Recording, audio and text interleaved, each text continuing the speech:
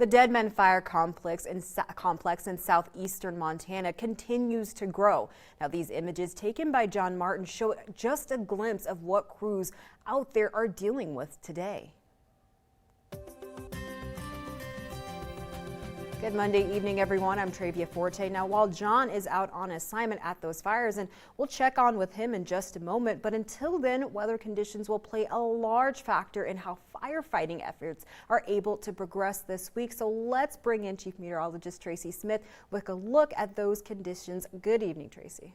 Hi there, Travia. So far, we were looking at a little bit of improvement when it comes to your daytime highs as temperatures dropped at least by 10 to 15 degrees. You are still looking at sunny and hot conditions, though, across much of the region as we continue to see temperatures above average for this year.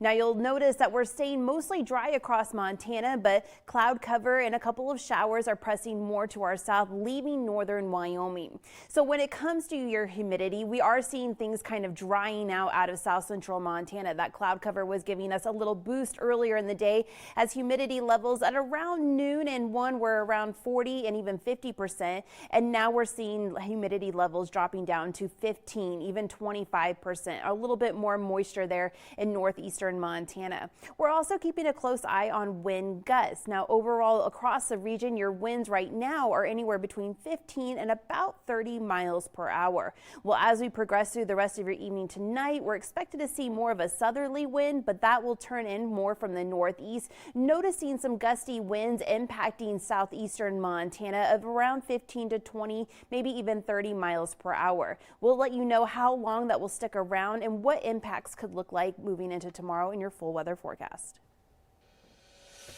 All right, thank you for that, Tracy. Now, we are in fire mode, so let's check back in with Ren Wadsworth and John Martin, who are at the Incident Command Station in Ashland to tell us more about the largest fire in the state now, the Deadman Fire. Guys, what can you tell us out there?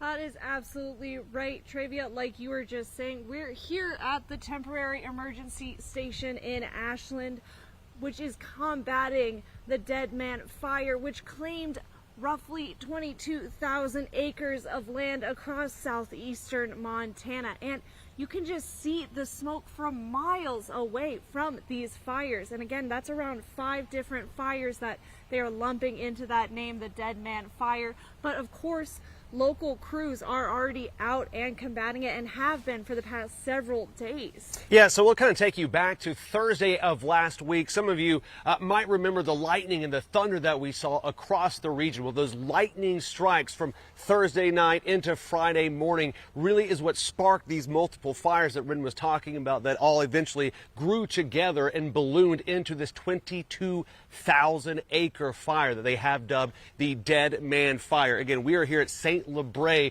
which is in Ashland. Earlier, I had the opportunity to take a ride a little bit down through open range, down some county roads to see kind of what crews were doing firsthand. And once again, the word we've been using, Ren, lately about all of this fire coverage is humbling, because these men and these women are out here battling the blazes. Yeah, we can talk about it being warmer where we are, but you know, they're back there fighting these fires using hand tools. They're getting bulldozers back there trying to get those fire breaks in. That's about a 10 to 12 foot bulldozer trough that they're getting, hoping that that duff, which is what we learned about last week and talked about last week in Helena, that duff that's burning on the ground, they can kind of get a break in there. Other firefighters out there causing smaller fires, trying to prevent that one big fire that would go over and damage a more populated area, Ren.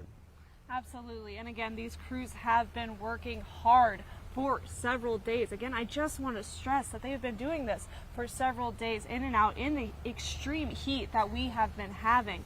But thankfully, it seems like there's going to be a bit of a respite for them coming up.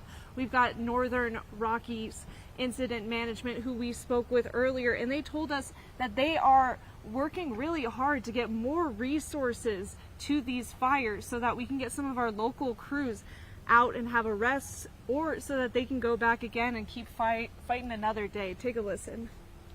So we've been ordering resources that we need since we got here, and then we've been ordering other things that, you know, engines and aircraft and things that we need.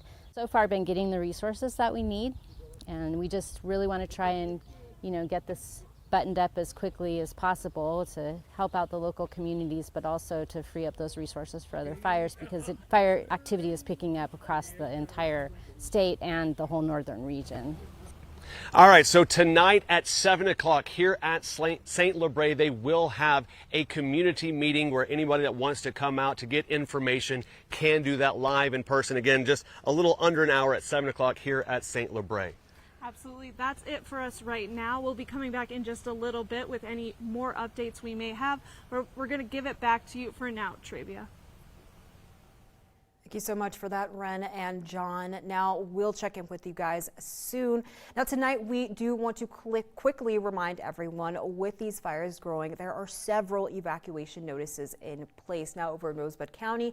An evacuation warning remains in place for residents along the Tongue River Road from the Tongue River Bridge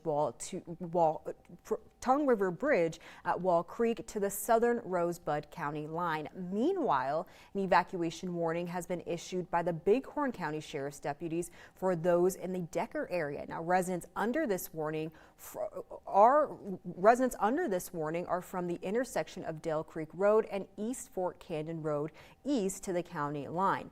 Now, from the intersection of Dale Creek Road and East Fort Canyon Road south to the intersection of Burney Road and Highway 314. And finally, from the intersection of Highway 314 and Burney Road east of county line. Now, the Bighorn County Sheriff's Office says they will work to continue to keep everyone updated with guidelines as the situation unfolds. Now, please note the conditions are rapidly changing and these warnings could shift to orders at any moment. So stay prepared and tune in to your county sheriff's department for the latest information.